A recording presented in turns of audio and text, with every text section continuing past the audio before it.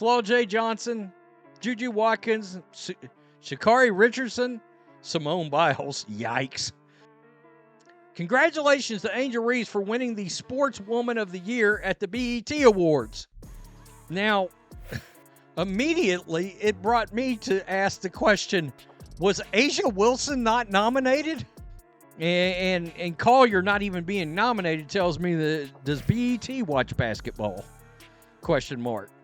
A'ja Wilson has been tearing up the WNBA in ways we haven't seen in years. Back-to-back MVP titles, leading her team to success, and absolutely dominating her competition. But somehow, Angel Reese, who averages nearly half her points and plays for a struggling team, walked off with BET's Sportswoman of the Year.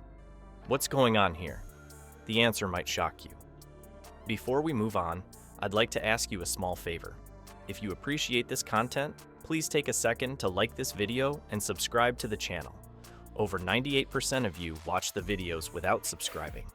It costs you nothing, but it makes a huge difference to us. So, did you click the subscribe button? Great. Thank you so much. Now, back to the video.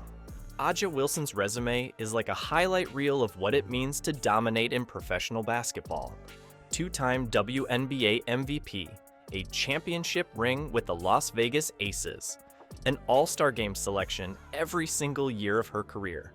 And let's not forget her league-leading numbers in 2023.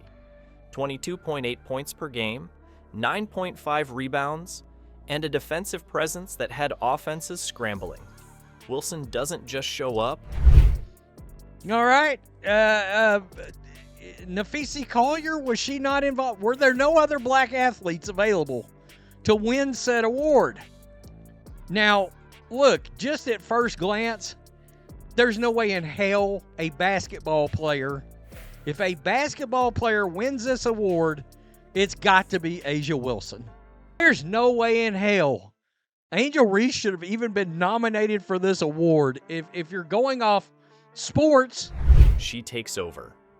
In one game against the Atlanta Dream this past season, Wilson dropped 53 points, tying the WNBA single-game scoring record. That's dominance in raw form, and it wasn't just a one-off. She's the reason the Aces not only clinched the top seed, but also stormed into back-to-back finals appearances. Now, let's look at Angel Reese. The LSU star had a breakout NCAA season, no question about that. She led her team to a historic national championship and averaged 23 points and 15.4 rebounds per game, a double-double machine in college basketball. But here's the thing, she's still playing at the collegiate level. Her achievements, while impressive in their own right, don't sit on the same shelf as Wilson's. The competition isn't as deep, the stage isn't as big, and the consistency across seasons simply isn't there yet.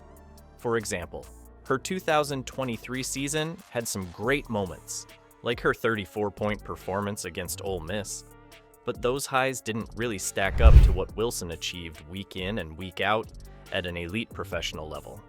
So, how does Angel Reese walk away with an honor as big as BET Sportswoman of the Year? This is where the conflict comes in. If it's based on raw stats and team success, Wilson takes it without question. Yet somehow Reese's name was called. Could it be her viral stardom, her swagger on and off the court, or the way she captured cultural headlines during March Madness? There's no denying Reese has grabbed public attention, but does that outweigh actual performance when handing out awards like this? When you dive deeper into the BET selection process, it doesn't feel heavily weighted on numbers alone, but perhaps something bigger is at play. So, if awards aren't strictly about performance stats, what is driving these choices? Why does it seem like some athletes get endless spotlight, even when their numbers don't justify it? The answer starts with how media narratives shape public perception, and it ends with award results that don't always align with performance. In Angel Reese's case, it's clear that the media played a huge role in elevating her profile. So right here, these were the nominees. A'ja Wilson, Clarissa Shields, Coco Gauff, Dawn Staley, quite a few black folks say. They don't care about this crap anyway. This isn't a joke. What has she done to win the award? Missing enough layups? Question mark. Bro averages 4 points a game. I mean, seriously, actually being successful in sports? You've got to be kidding. So right here, laugh out loud. I mean, I don't agree with a lot of what A'ja Wilson's got to say. Her viral taunt during the NCAA championship grabbed headlines nationwide.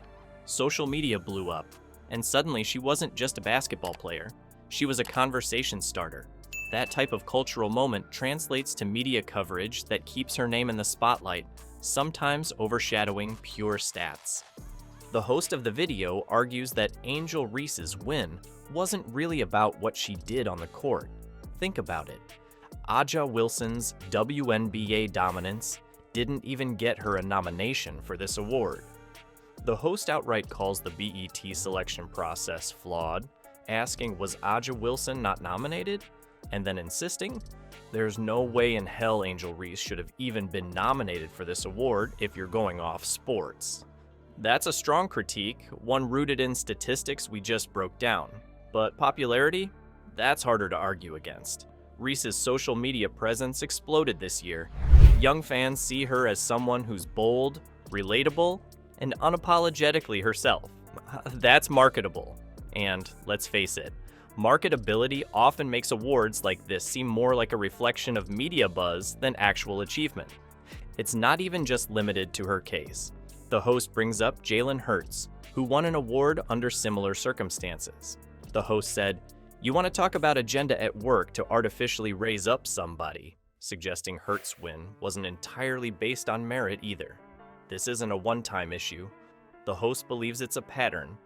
Media outlets focus on personalities who sell headlines, who keep the conversation going, even if that means ignoring someone like Wilson, who is skill-based, excellence personified. So when Reese won, was it truly her fault? The host admitted it's not fair to Angel Reese, but the media is out here treating her like a Make-A-Wish kid. That's not a dig at Reese. It's a criticism of how these narratives get shaped for attention. But for athletes like Wilson, it raises one big question. Where's the fairness? Awards like BET Sportswoman of the Year are often seen as recognition for athletic greatness, but they can also reveal something deeper: the overwhelming influence of media narratives. In this case, A'ja Wilson's unmatched dominance was overshadowed by Angel Reese's cultural buzz and viral moments. The host even mentioned it's putting a spotlight on her that she's not playing up to, questioning whether hype outweighed true achievement. It's up to fans to question these choices and push for clearer criteria. If awards are meant to celebrate greatness, what steps can we take to ensure they focus on merit over marketability?